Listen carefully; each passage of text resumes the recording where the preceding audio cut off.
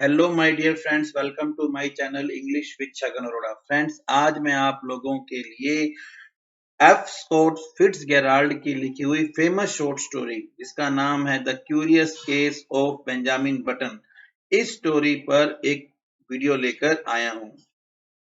ये स्टोरी जो मैं लेक्चर्स दे रहा हूँ आजकल अमेरिकन लिटरेचर पर, उस सीरीज का एक पार्ट है। इसमें अभी हम at present F Scott Fitzgerald को कवर कर रहे हैं।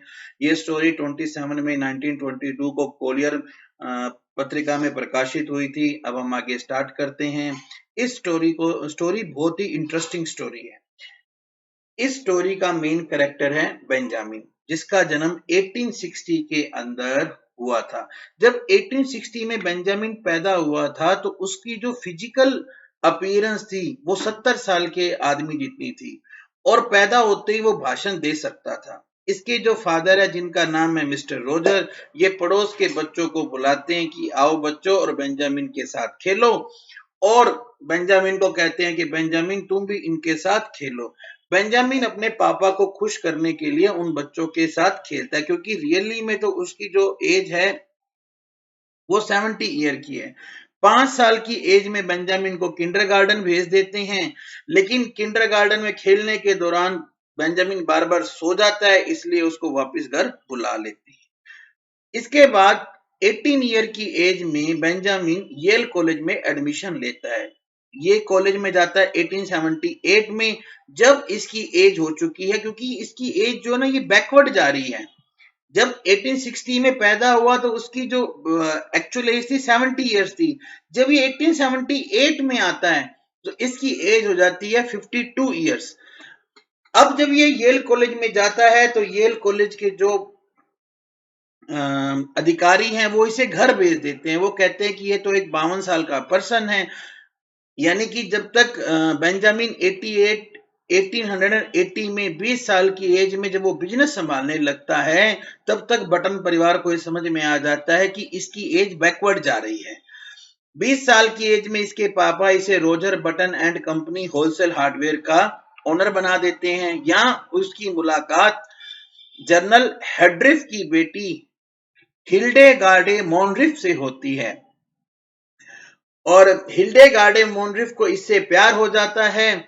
और ये हिल्डेगार्डे मोनरिफ तो ये सोचती है कि शायद ये मिस्टर रोजर के बड़े भाई हैं, और उसको बुजुर्ग आदमी पसंद होते हैं, ओल्ड पीपल पसंद होते हैं, इसलिए वो उससे शादी कर लेती है।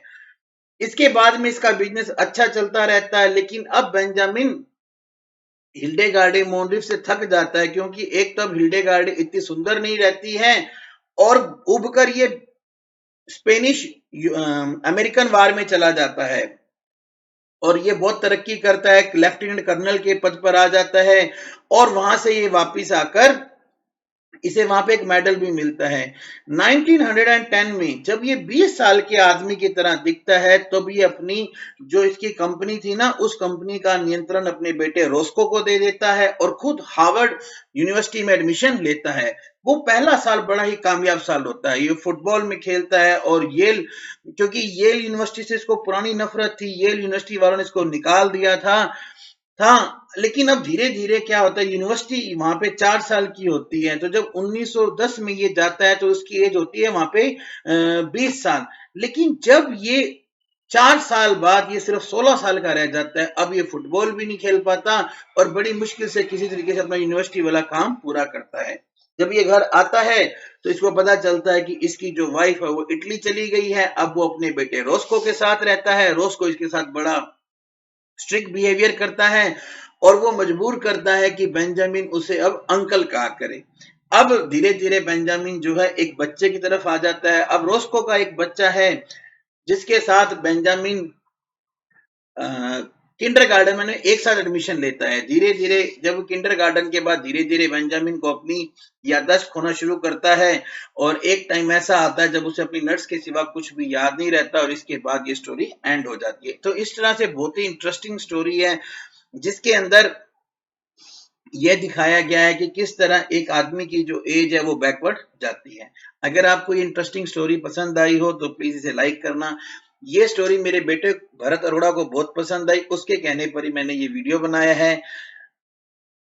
Thank you very much, have a good day.